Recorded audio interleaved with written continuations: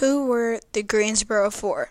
The Greensboro Four were four college students from North Carolina Agricultural and Technical State University, now North Carolina Agricultural and Technological State University, that wanted to do a peaceful protest about segregated lunch counters.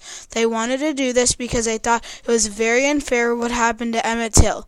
Emmett Till was a boy who was murdered for greeting a white woman. The four college freshmen were Joseph McNeil, Franklin McCain, Azell Alexander Jr., and David Richmond. They planned a sit-in at Woolworth's General Store and stayed there until the store closed. They wanted to do a protest to show that it was unfair how they were segregated.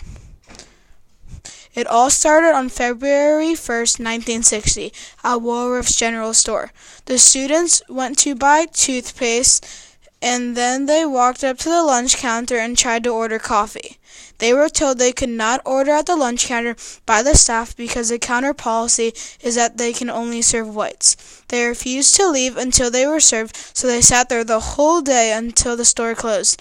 During the time they were there, the store called the police, but the police could not do anything because the four were doing nothing illegal.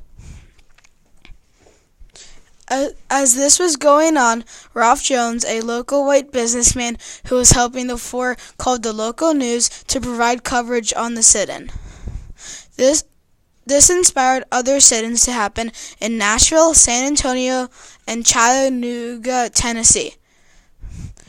The four inspired many people, including Dr. Martin Luther King.